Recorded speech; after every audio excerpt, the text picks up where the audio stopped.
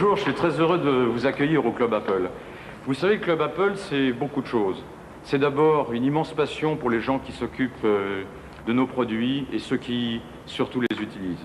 Vous avez cette chance, vous avez choisi un produit Apple et vous allez pouvoir en découvrir toutes les beautés. Le club, qu'est-ce qu'il peut vous apporter? Différentes choses. Tout d'abord, un support technique. C'est la possibilité à n'importe quelle phase d'utilisation de ce produit d'avoir des renseignements en direct, de se dépanner, d'obtenir des renseignements additionnels sur les logiciels ou une meilleure utilisation du produit. C'est aussi un interlocuteur en permanence pour vous chez Apple, des gens qui peuvent vous orienter dans les différentes utilisations, encore une fois, les logiciels ou les applications. Et c'est aussi, ça je crois peut-être, le plus important. C'est beaucoup de passion que nous avons mis pour le créer, c'est quelque chose d'extrêmement convivial et c'est pour vous le moyen d'entrer dans la communauté des utilisateurs des produits d'Apple. Alors, bonne chance avec vos produits et n'hésitez pas à téléphoner aux gens du club. Le Club Apple est un service unique qu'Apple offre à ses clients. Sa vocation est de répondre aux besoins des utilisateurs. Ce service se matérialise tout d'abord par le support technique téléphonique. 7 jours sur 7, de 9h à 23h, une équipe de techniciens répond à toutes vos questions techniques sur les matériels et les logiciels.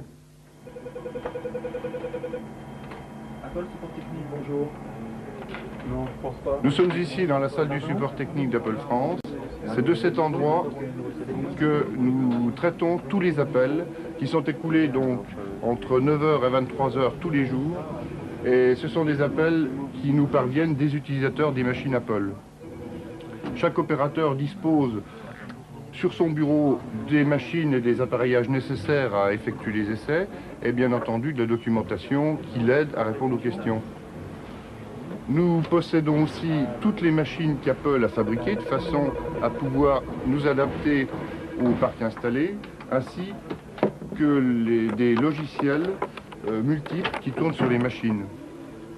Rapprochons-nous un peu d'un poste d'opérateur. Et prenons par exemple l'appel qui est en cours. Apple Support Technique, bonjour. Bonjour, Apple. Oui, bonjour monsieur. Bonjour, je vous donne mon numéro d'adhérent. Oui, tout à fait.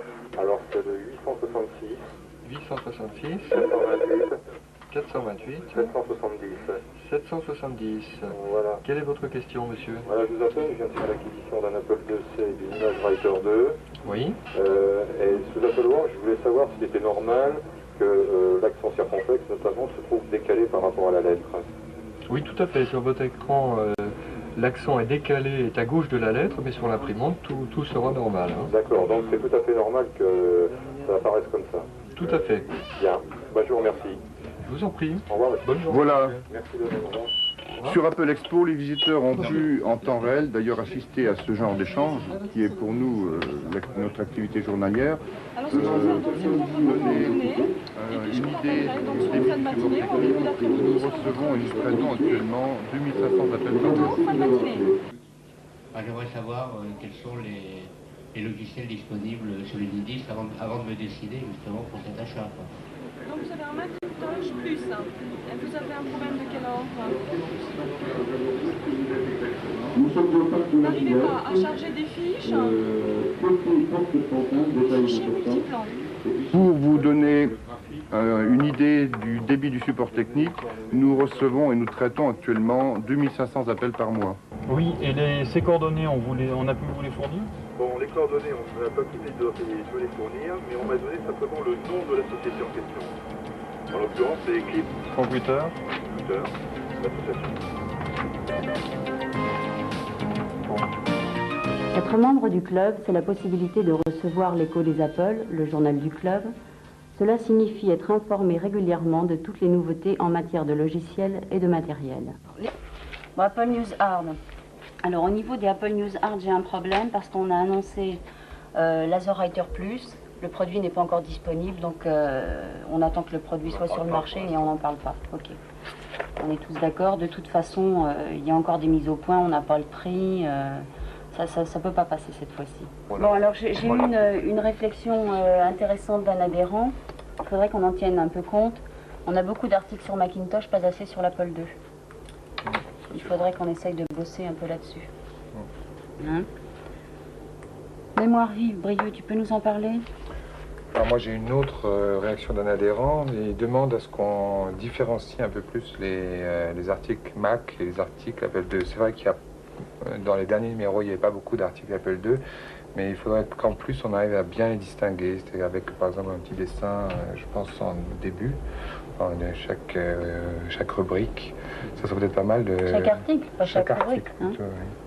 Ok Isabelle, tu peux téléphoner à Rick. Dessinateur, oui, tout à fait. Tu l'appelles et tu lui demandes qu'il nous fasse des pictos pour différencier chaque type de matériel.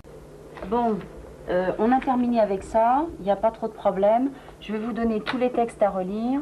Alors toi, tu vas te charger de relire tous les textes qui concernent le support technique, les rubriques bande essai de logiciel. Tu donnes les informations à Isabelle sur les textes qui étaient dans Apple News Hard et Apple News Soft, là où il nous manquait les prix. Oui, Il faudra téléphoner au distributeur. Bon, à part ça, il n'y a pas de problème. Bon, je viens de recevoir le Zalit de l'écho, on va le regarder ensemble. Et puis, on va essayer d'améliorer la présentation. J'ai déjà fait un premier tour, moi, mais je voudrais aussi recueillir vos impressions.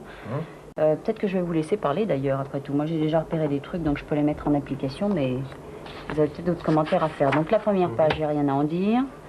Ici, il n'y a rien qui vous choque.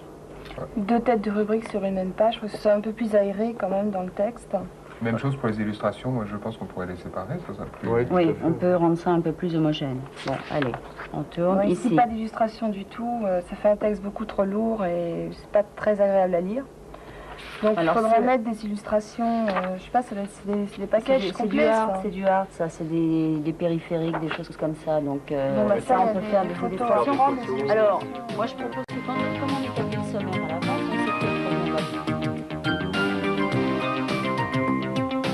Le troisième service que vous offre le Club Apple, c'est la possibilité de communiquer entre vous ou avec nous grâce à un modem ou un Minitel. Écoutez Brieux, il vous explique cela très bien.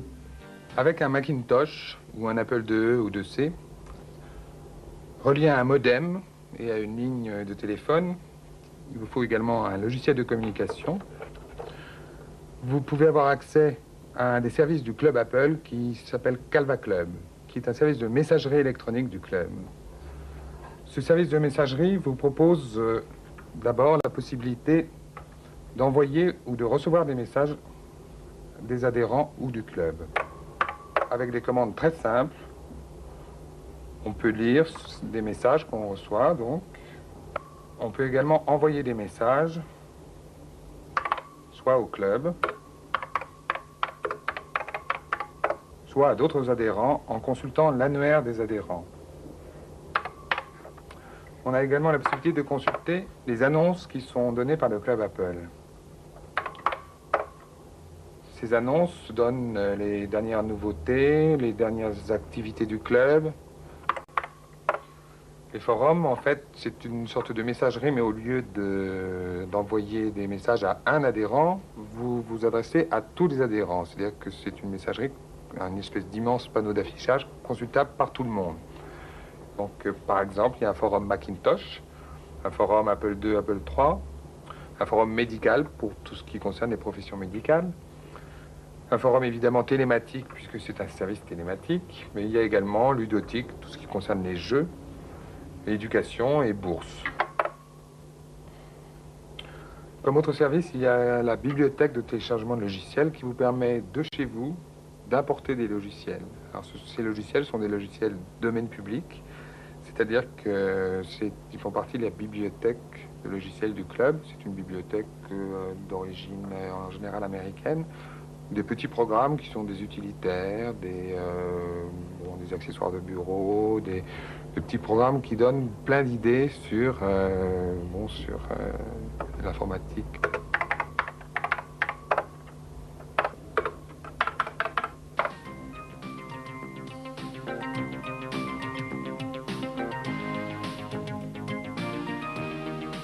Et nous offrons donc ce service à nos adhérents pour qu'ils puissent un peu découvrir ce que c'est que la télématique.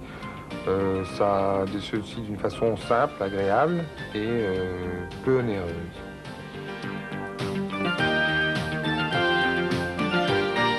Dans le jargon de la profession, SIG signifie Special Interest Group ou groupe d'intérêt spécialisé.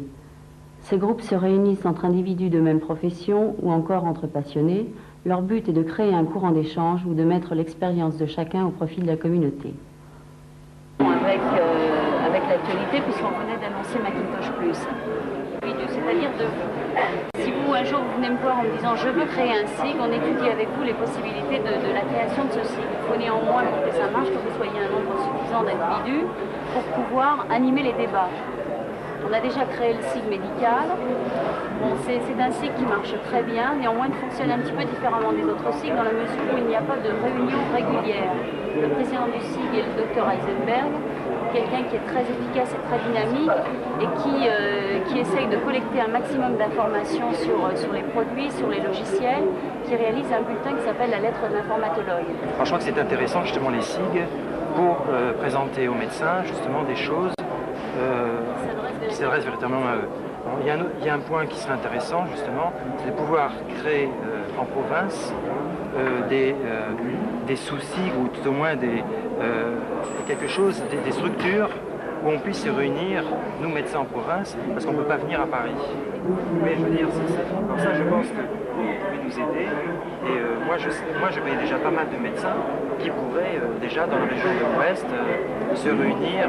Et moi, si on parle du SIG médical, il doit y avoir un responsable qui connaît bien le médical. Donc c'est tout à fait le cas pour le Dr Heisenberg qui travaille avec une équipe de médecins qui arrive à trouver le temps de tester des logiciels et à dire ce logiciel-là est bien ou mal.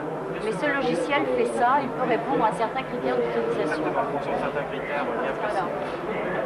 On n'est pas des spécialistes de chaque domaine, on peut vous aider dans la mesure où vous nous dites quels sont vos besoins. Si vous ne le dites pas, il est évident qu'on aura du mal à développer quelque chose. Ça veut dire que on s'appuie sur des structures, s'il y en a, s'il n'y en a pas. C'est-à-dire qu'en définitive, si un club relativement solide se crée en province, on peut compter sur la terre.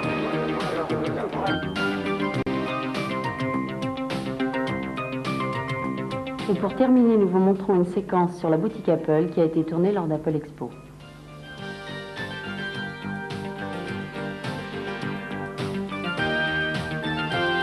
La boutique Apple, c'est la manifestation de la culture qui tourne autour d'Apple. Les gens apprécient de porter nos couleurs au travers d'une gamme de goodies.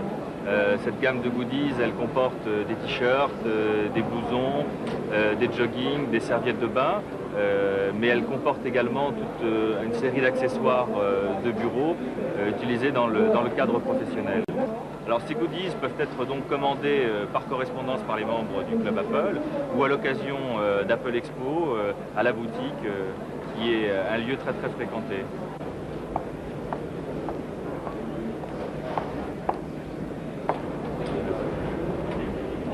Oui, il a dit qu'il allait tout à l'heure.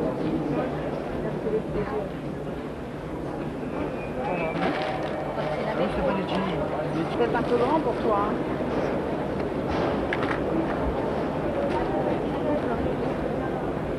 Moi aussi, ça va. Alors les futurs goodies s'orientent autour de deux axes. Le premier axe, ce sont des produits de luxe que nous allons diffuser, produits qui n'existent pas encore dans la gamme des goodies, donc, et d'autres produits qui sont des produits un petit peu plus amusants. On peut imaginer par exemple qu'il existe des caleçons Apple qui sortiront bientôt. C'est pas normal qu'il n'y ait pas de caleçons parce que les femmes adorent voir les pommes quand on se les habille. Alors là, qu'il n'y ait pas de caleçons, je trouve que ça manque à la gamme.